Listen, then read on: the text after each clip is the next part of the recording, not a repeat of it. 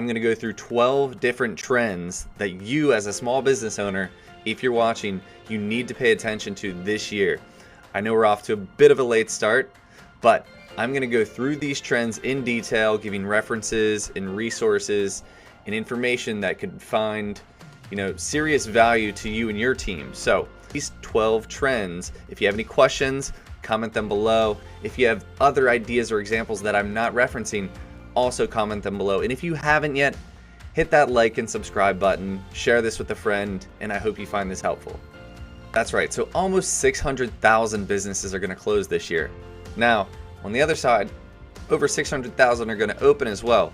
It's very easy to start a small business, but what are you doing when it comes to marketing? I'm going to ask you a couple different questions, but why do you think a majority of these small businesses fail? Well, mostly it's due to capital, but the other reasons are due to acquiring new customers, keeping customers, maintaining these customers, and beating the competition. Roughly 14% of businesses close due to lack of marketing knowledge, and about 20% close because they can't beat their competition. They're getting out-marketed. So, if you don't want to be another statistic, let's pay attention to these marketing techniques that are going to take place here in 2020, some of which are already happening, some of which are bound to happen, and we need to be aware of what these are so that we can implement them in our business, myself included. Like I said, my name's Mac Frederick, founder of Momentum Digital and Phone & Paraphily, a local entrepreneur in Philadelphia. I used to work at Google before getting fired for helping small businesses on the side. So if you're watching, I hope you find this valuable because we don't want to be another statistic either. So thanks for watching. Now let's get into the details. My first trend or strategy for 2020 is similar to last year. It's not going away, is integrated digital marketing. This refers to making sure everything you're doing online is communicating with one another and it's in one cohesive place where you can consume it and understand how it's working for you or not working and what you can do about it. There's platforms out there such as HubSpot that combine your social media and your blogging and your analytics and your advertising all into one place so that you can understand what's working and what's not working and how to fix that. We used to use HubSpot. I'm not a huge fan of it. It's seemingly big learning curve.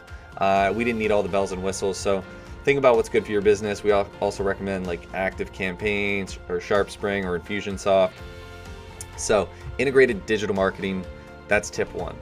Number two is simplicity. Less is more. Or have you ever heard, keep it simple, stupid, the KISS method? It sounds silly, but it's true.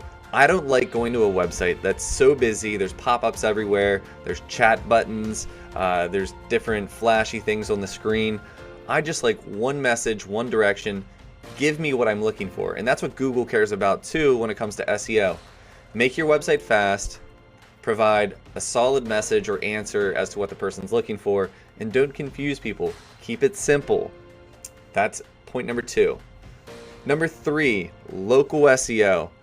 If you know me, I'm huge into anything Google or SEO related. I own and run small local businesses here in Philly. Local SEO is undergoing a massive change, especially when it comes to Google My Business. Google My Business, which you need to download the app if you're a small local business owner, they're making big strides when it comes to creating it as to more of a social media application with the ability to message customers, get new followers, post, put pictures and videos up, provide virtual tours, and have a two-way conversation with potential customers in your area. So download the app, play around with it, watch some other videos, or email or message me if you have any questions. Some statistics, just to read them off, they're in the blog as well. 46% of all searches on Google are local. 72% of customers that did a local search visited a store within 5 miles. A lot of people learn about local stores and local information from these local searches, and they're very likely to call you or stop by in person. So ranking at the top of Google, following a lot of Google's local SEO trends, is increasingly important. That's number three, is Google local SEO. Number four, let's talk about Facebook chat automation.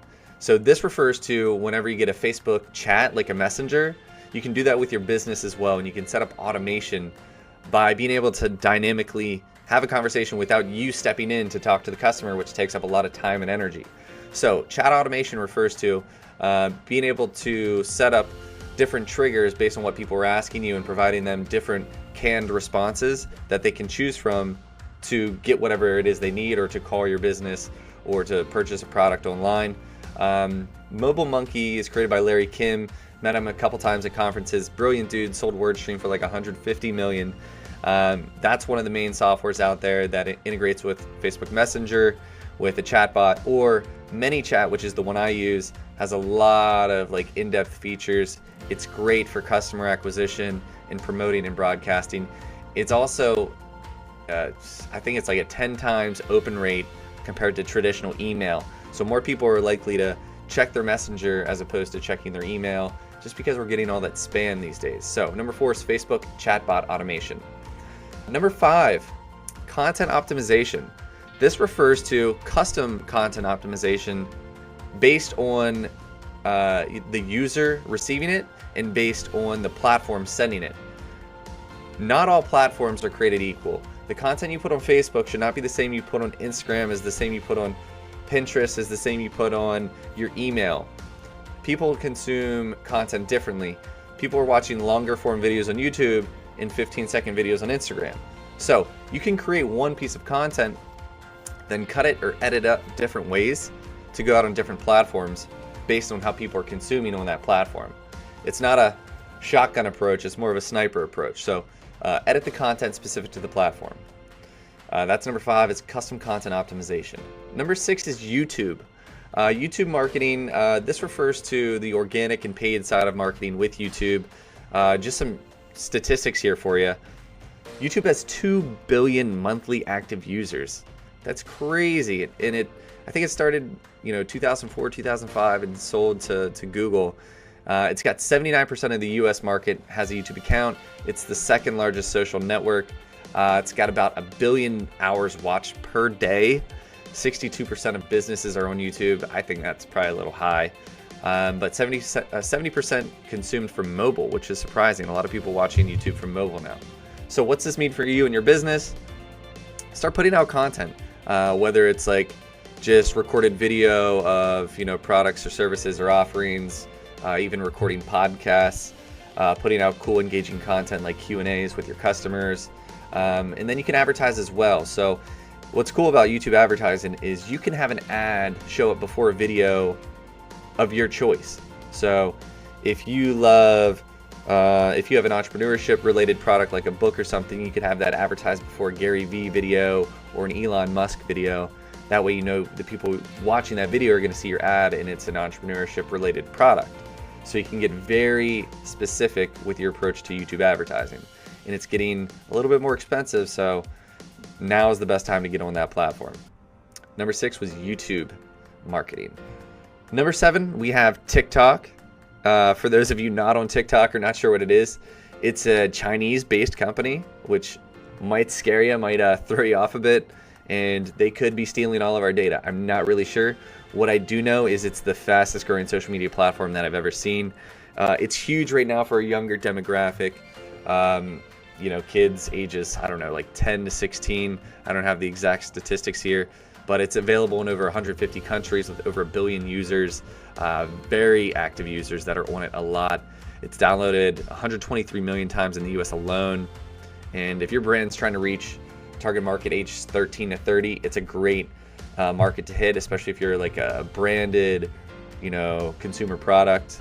That I would suggest creating a cool, unique, viral type of video that you get kids to dance along to, or do something unique and fun. It's more of an engaging entertainment app, similar to what Instagram used to be before it was bombarded with ads and all the BS. So number 7 was TikTok marketing. Number 8 is educational products and courses. Online courses specifically, one of which I'm trying to create. Small plug there. I'm going to create a local SEO course. It's a crash course on all things Google My Business for small local business owners, using myself as the example. Educational products and courses. So a lot of people are trying to create their own courses now, and it's not a bad idea. I see traditional college and universities dying, textbooks and the need of professors and all this in-person education. It's going by the wayside. You don't need to go $100,000 in debt to make money now. you can get an online course, an online degree. You can learn how to make money by taking a $1,000 course that you pay some stranger for online. I'd just make sure to do your research ahead of time to make sure it's something worth your while, and to make sure you're not getting scammed, because that's happening a lot too. Just some general statistics here. According to Research and Markets, the global online education market is projected to compound annual growth 10.26%, with a total market cap of $286 billion by 2023 in the US alone. Wow.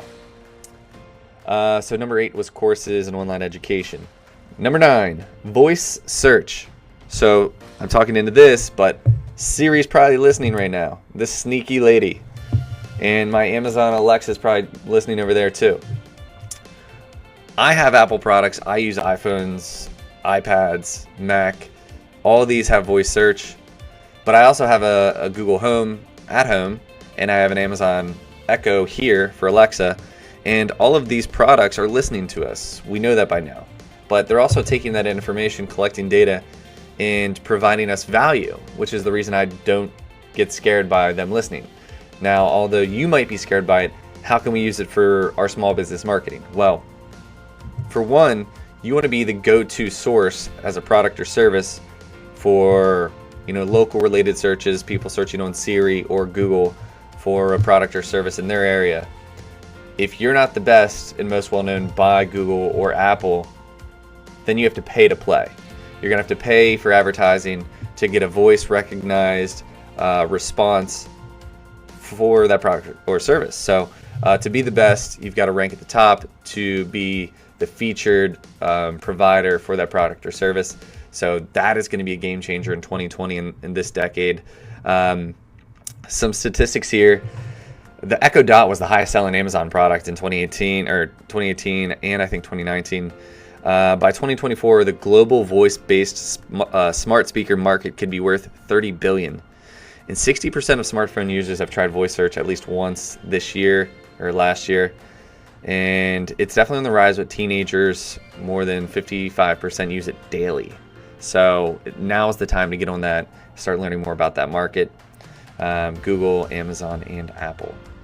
So number 9 would be voice search. Number 10 is AI marketing. This refers to artificial intelligence. Kind of creepy. It also involves some voice products and search, as well as data usage, big data usage. A lot of these massive companies are collecting a lot of data to use a lot of AI, artificial intelligence, especially for marketing purposes. If you're running paid advertising on Facebook or Google, you can now run smart campaigns, automated bidding strategies, which can be recommended. There's also content syndication. You can create custom tailored content. Well, you can create content and then have it disperse or distribute custom based on the person consuming it. So that's a really unique method for content marketing. Also chatbots and automation, like we mentioned.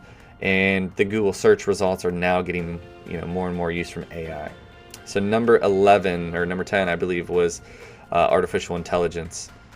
Number 12 is, what do we have here? Virtual technology. So that involves headsets, virtual tours, virtual renderings, virtual gaming, a lot of virtual experiences. We've been talking about this for over a decade now, but I think it's finally going to come to the forefront here in 2020. I think a lot more people are going to be using virtual technology, especially in the real estate, especially if you're looking to buy or rent real estate. If you're looking into getting into gaming, I think a lot more gaming is going to be using virtual technology, the headsets especially, just an in-depth immersive experience.